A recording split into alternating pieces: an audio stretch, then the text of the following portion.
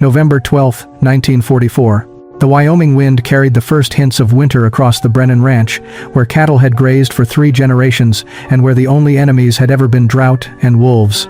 But on this gray afternoon, everything changed. A military convoy rumbled up the dirt road, trailing dust that settled on the sagebrush like ash. Thomas Brennan stood on his porch, watching the trucks approach with the same stoic expression he wore when assessing storm clouds on the horizon. He had received the telegram 2 weeks earlier, brief and bureaucratic. His ranch had been selected to house German prisoners of war. Female prisoners. The War Department needed facilities away from major population centers, places where security could be maintained without causing public alarm. His 2,000 acres of isolated prairie fit their requirements perfectly. The first truck stopped near the barn, and Captain Frank Morrison stepped out, his uniform crisp despite the long journey from the processing center in Colorado. Behind him, more trucks carried supplies, construction materials for fencing, and armed guards who looked as uncomfortable with this assignment as Tom felt about receiving it. Then came the transport carrying the prisoners themselves. 23 women climbed down from the covered truck bed, blinking in the autumn sunlight. They wore remnants of gray auxiliary uniforms, some with coats too thin for Wyoming weather, others clutching small bags that contained everything they still owned in this world. Tom had expected hardness in their faces, the cold defiance of enemy soldiers. Instead, he saw exhaustion, confusion, and something that looked uncomfortably like fear. Ilse Zimmerman was the first to survey their new surroundings. At 24, she had served as a communications officer in France before her capture 3 months earlier. She spoke enough English to understand the guards' basic commands, though she kept this skill carefully hidden during transport. Her eyes moved across the ranch, taking in the weathered barn, the corral where horses watched the commotion with mild interest, the distant mountains that reminded her painfully of Bavaria. This was nothing like the stark military compounds she had imagined.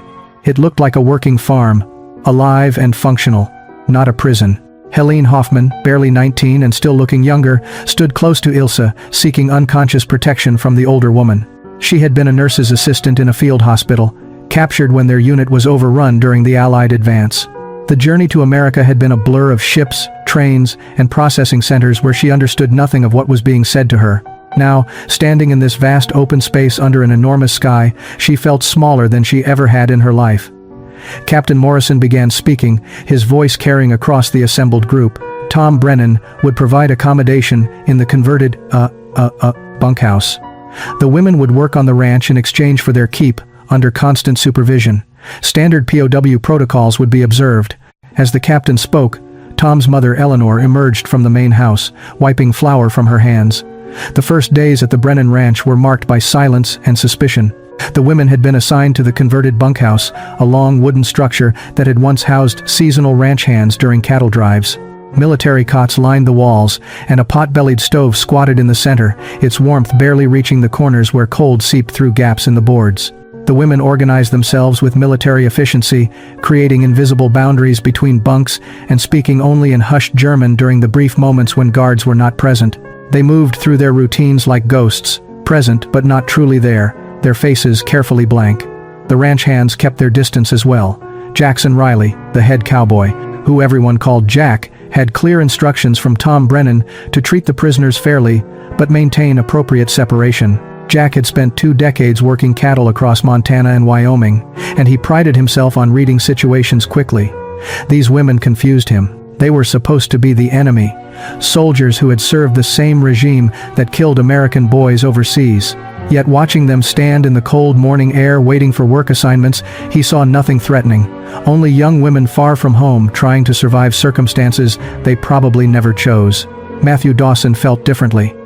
At 26, Matt was the youngest of the regular ranch hands, and his anger sat close to the surface. His brother David had been killed at Normandy just 5 months earlier, cut down on a beach in France by German machine gun fire. The telegram had arrived in July, and Matt had carried the rage of that loss every day since. Now he was expected to work alongside German women, to share the same space, perhaps even speak to them. The thought made his jaw clench until his teeth ached. He avoided looking directly at the prisoners, afraid of what he might say or do if he allowed himself to acknowledge their humanity. Samuel Chen observed it all with the patient understanding of someone who had spent his life navigating the space between cultures.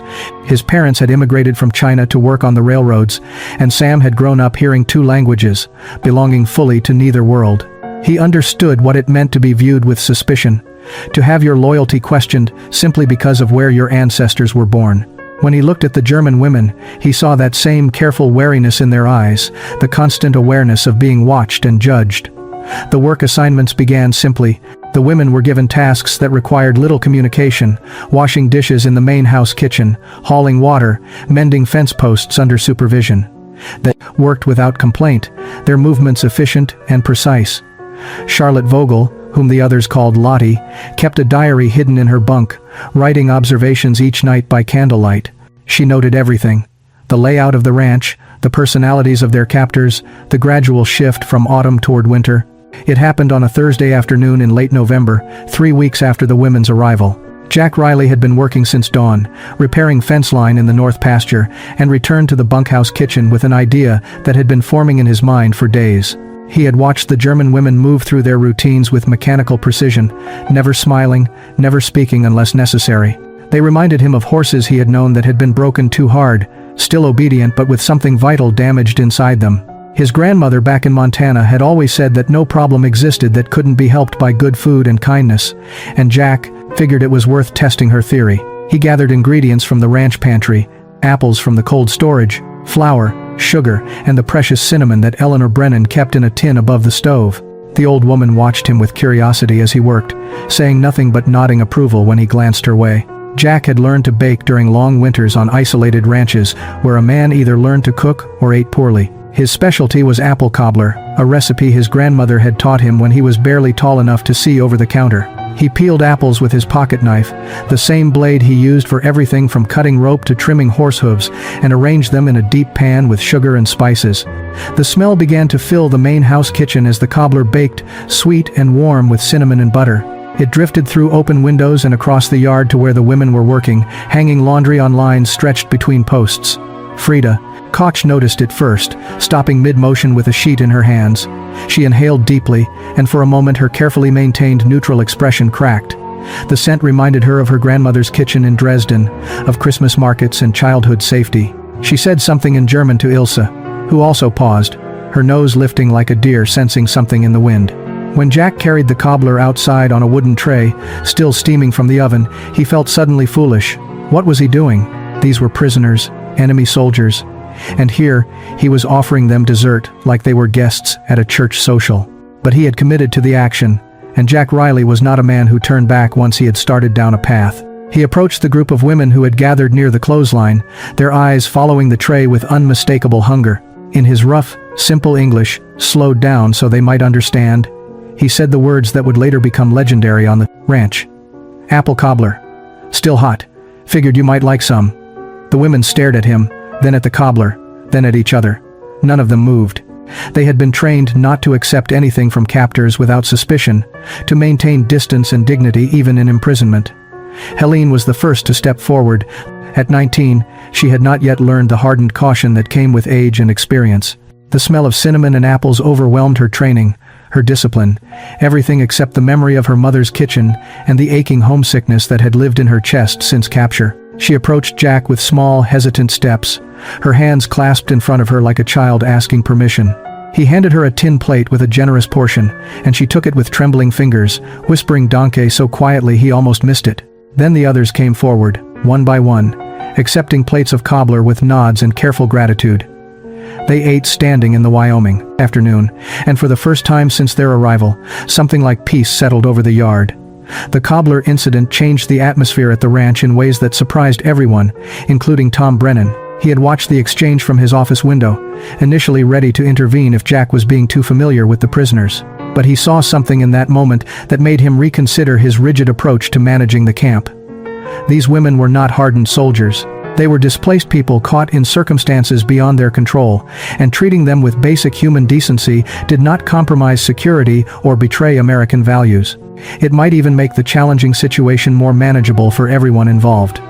Within days, the work assignments shifted to include more collaborative tasks. The women were brought to help with the horses, creatures that required communication beyond language barriers. Frida revealed an unexpected talent with the animals. She moved among them with calm confidence, her hands gentle but firm as she brushed their coats and checked their hooves. The horses responded to her in ways they sometimes did not respond even to experienced cowboys, sensing something trustworthy in her quiet presence. Samuel Chen noticed this immediately and began working alongside her, teaching her English words for different tools and tasks while learning German terms in return. Their conversations were broken and simple, but they communicated through shared purpose and mutual respect for the animals in their care. Charlotte observed everything with her characteristic sharp attention, recording details in her hidden diary each night. She wrote about how Matt Dawson still refused to speak directly to any of the women, how he would leave a room if one entered, how his jaw tightened whenever he heard German being spoken. She also noted how Eleanor Brennan had started leaving extra food at the bunkhouse door, fresh bread and jars of preserves, that appeared without comment or acknowledgement. The old woman never spoke to the prisoners directly during these first weeks, but her actions communicated something that words could not. She had lost her husband to illness and knew what it meant to grieve, to feel displaced in a world that had changed beyond recognition. December brought snow to the Wyoming prairie, transforming the ranch into a landscape of white silence, broken only by the sound of wind and the movement of cattle seeking shelter. Inside the main house, Captain Morrison arrived with a canvas bag filled with mail that had been processed through military channels. The German women gathered in the bunkhouse as he called names, hoping to hear their own, praying for some word from the homes and families they had left behind months or even years earlier. The International Red Cross had been working to establish communication channels between prisoners and their relatives in Germany, but the system was overwhelmed and unreliable. Mail arrived sporadically, often months after being sent, if it arrived at all. Ilse Zimmerman stood near the stove, her posture straight and her face composed as Captain Morrison read through the short list of names. 3 letters total for 23 women. When her name was not called, she felt the familiar weight of disappointment settle over her like the snow outside. She had written to her parents in Munich every 2 weeks since her capture, careful letters that revealed nothing of her true circumstances or feelings, only assurances that she was alive and well. She had received no response, and each day without word made the silence more ominous. Munich had been heavily bombed. She knew this from newspapers the guards sometimes left lying around. Whole neighborhoods had been destroyed. Her parents could be dead, displaced, or simply unable to send mail through the chaos of a collapsing Germany. Helene was among the lucky 3. She received a single-page letter from her aunt in a small village near Hamburg, written in cramped handwriting that covered every available space on the paper. She read it standing by the window, her lips moving silently as she absorbed each word. Then her face crumbled and she began to cry, great heaving sobs that shook her thin shoulders. Frida moved to her side immediately, wrapping an arm around the younger woman while Ilse gently took the letter to read what had caused such anguish. The news was devastating. Helene's parents and younger brother had been killed in a bombing raid on Berlin in August. The apartment building where they lived had taken a direct hit. Her aunt had only learned of it weeks later when she made the dangerous journey to the city, searching for news of her sister's family. Charlotte received word from a cousin, but it brought little comfort. Her home in Hamburg had been destroyed during the firestorm raids. Her mother was living in a refugee center in the countryside, but her father's fate remained unknown. He had been drafted into the Volkssturm, the last desperate mobilization of old men and young boys to defend Germany's borders. No one had heard from him since October. The cousin's letter was brief and factual, but between the lines, Charlotte read desperation and hunger and the complete collapse of everything familiar. The newspapers arrived in January of 1945, brought by Reverend Henry Walsh during one of his weekly visits to provide spiritual guidance to the prisoners. He came with good intentions, believing that the women had a right to know what was happening in their homeland as Allied forces pushed deeper into German territory. But the truth he brought was more horrific than anyone had imagined.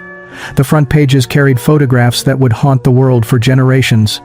Allied troops had begun liberating concentration camps, and the evidence of systematic atrocities was undeniable.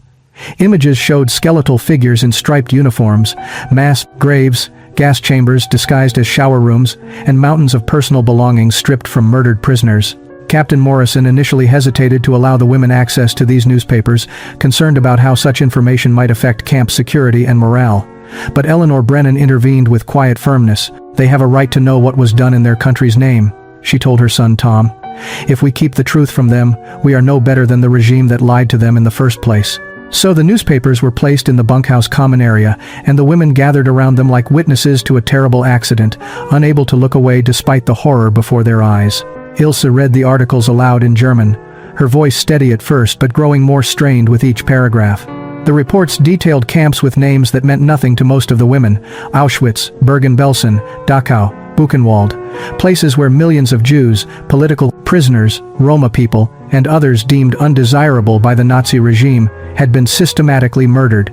The scale was incomprehensible, not hundreds or even thousands, but millions of human beings destroyed with industrial efficiency.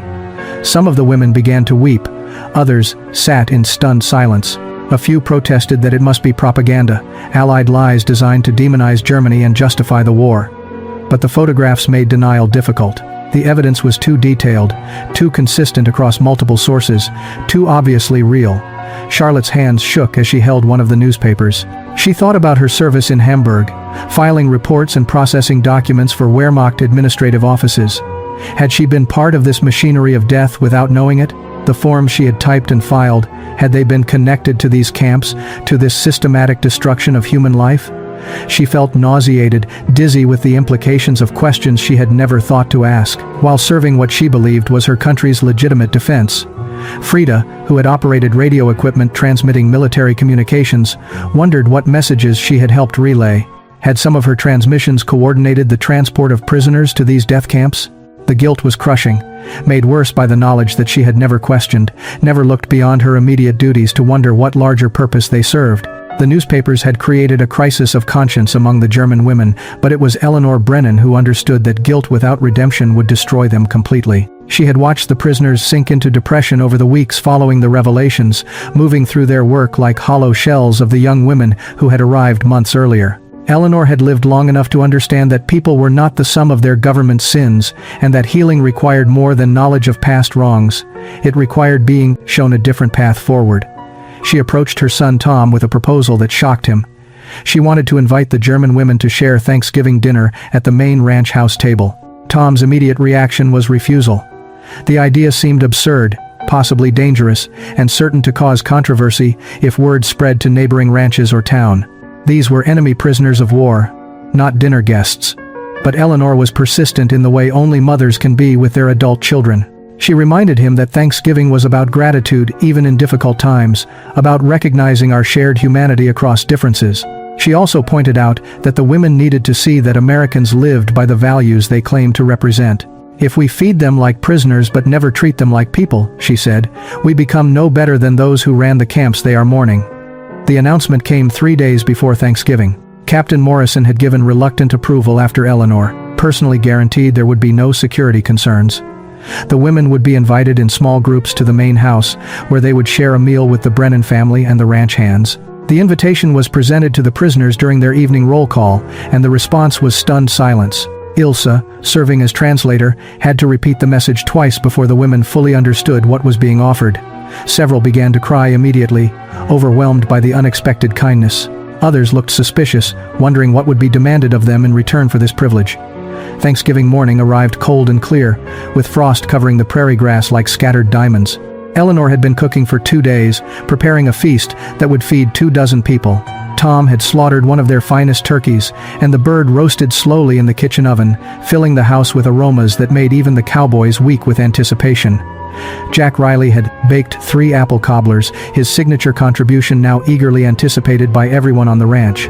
Samuel Chen had prepared a special dish taught to him by his mother, adapting traditional flavors to available ingredients in a gesture that honored his own heritage while participating in this American tradition.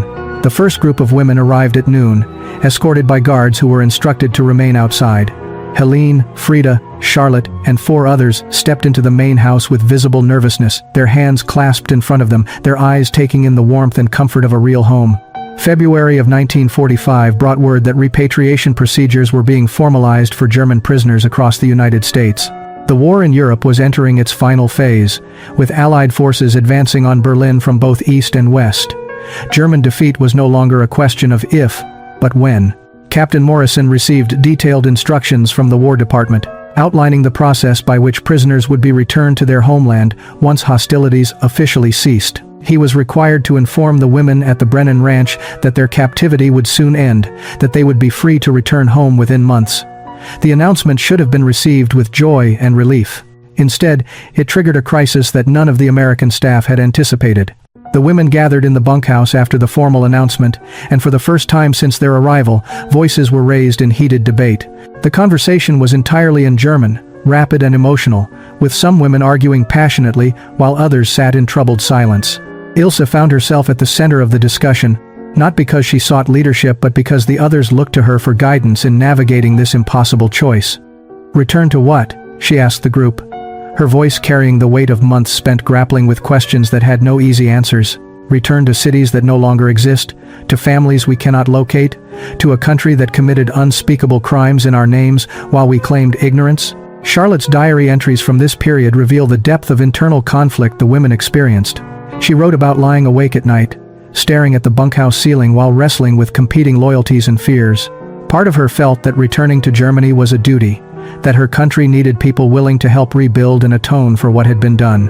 But another part of her recognized that the Brennan Ranch had given her something she had never found in Germany: the freedom to question, to think independently, to become someone different than who she had been taught to be. The Americans had shown her what it meant to live without fear of expressing doubt or asking uncomfortable questions. Could she return to a culture that had punished such independence? Helene's situation was particularly heartbreaking. At 19, she had no family left to return to.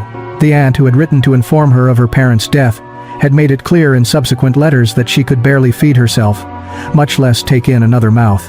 Germany offered Helene nothing but memories of loss and a future of uncertainty in a devastated landscape. Yet the idea of staying in America, of choosing to remain with former enemies rather than return to help her countrymen, felt like the ultimate betrayal of her identity as a German. She spent hours each day working with the horses, finding in their quiet presence a peace that human conversation could not provide. Frida often joined her in these silent vigils, the two young women communicating through shared grief more than words. "Salt to every American who sacrificed for this war." Jack listened without interrupting, understanding that Matt's pain was real and deserved space to be expressed. But when the younger cowboy finished, Jack responded with quiet firmness. "David died fighting evil, not fighting these particular women. He died so that people could be free to choose who they want to become. Seems to me that honoring his sacrifice means giving people that choice." 27 years after that unprecedented request in Tom Brennan's office, Ilse Zimmerman Riley stood in the Wyoming wind, her silver hair escaping from beneath a wide-brimmed hat as she watched her daughter help Jack saddle horses for the afternoon ride. The ranch had changed in the decades since the war, expanded and modernized, but the essential character remained the same.